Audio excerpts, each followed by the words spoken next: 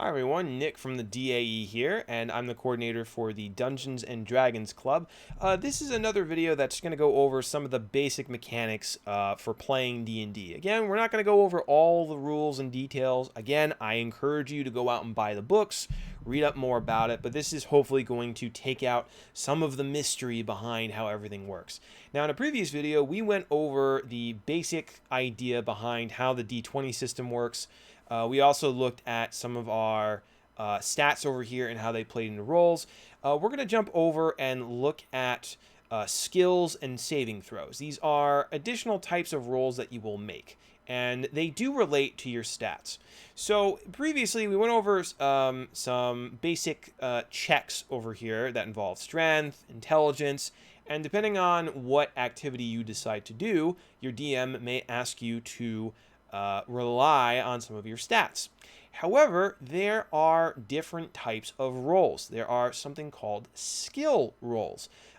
These will often rely on a type of stat and will feed into that roll. For example, if we look at, say, animal handling. Animal handling is a specific skill that relates to trying to, bond with an animal if you're trying to get an animal companion, or if you're trying to interact with an animal in some way. Be careful if it's wild. The difficulty may be a little bit tougher.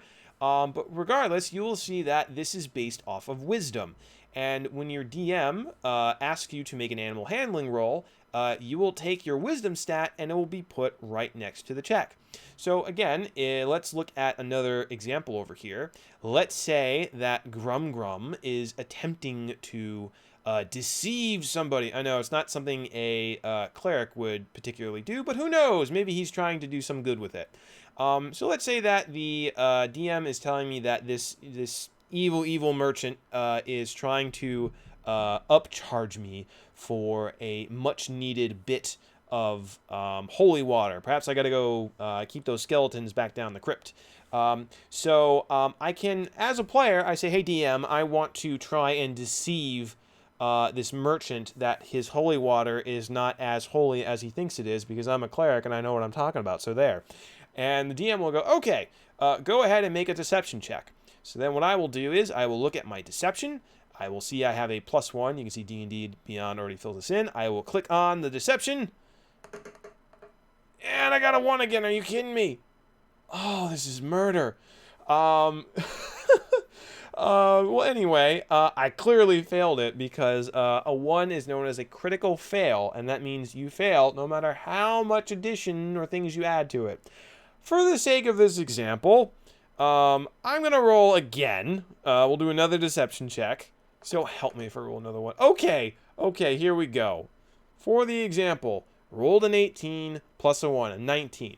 So this is the number that I compare against the target for the DM. Now, if I rolled that 1, again, it wouldn't have mattered. I automatically fail anyway. But it's the same basic concept. You are still rolling and comparing that to a target number, but in between, you get to add your basic stat over here, whichever relates to that particular ability. So for example, athletics is closely related to strength. So Grum Grum actually has a little bit more of a bonus here. So let's say, for example, if we go back to that merchant, I could say, you know what? I just want to pick this merchant up and I want to throw him in the river because he's a big old meanie. So we'll roll an athletics check, which again is rolling the D20, which is a 19 plus 2. So that's a 21. That's really, really good. So the DM, at his discretion, may say you pick him up by the seat of his pants and you chuck him in the river with no problem. And we can see where that goes from there. There may be other consequences for picking up a merchant and throwing him in the river, but who knows? So those are skill checks. They are often rely on a little bit more, skill, as the name implies, to try and do something. And we're going to go over a couple other details that rely into skills, but for right now, we're going to jump over to saving throws. Saving throws essentially are when you are attempting to either resist or overcome something. So for example, let's say that Grum Grum is he's walking down his old pathway there, and all of a sudden a mind flare, which if you don't know what those are, avoid them if you are a low-level party member, suddenly attacks him with a vicious psychic attack, and the part of the attack, which it will be in the rules for this, asks me to make a intelligence saving throw to see if I can resist being overtaken by its mind. So in that case, I would again roll an intelligence saving throw, not a skill check because I'm trying to resist something. In this case, I have a -1, so that's not very good for Grum Grum, but we're going to roll it nonetheless. Ooh, so that's a 4 -1. So Grum Grum gets a 3 overall, and yeah, he's mind whammied, unfortunately. And the game will have other points throughout where you can repeat the saving throw. It does keep it fair, but that's an example of how saving throws might work. Another example might be if you're trying to resist disease, or if you're trying to get out of the way of a rock that's coming towards you, or if you're trying to resist a sudden impact. So depending on the scenario and what's happening, your DM may ask you to make a skill check, a saving throw, or if there's no skill involved, it's just on a pure stat.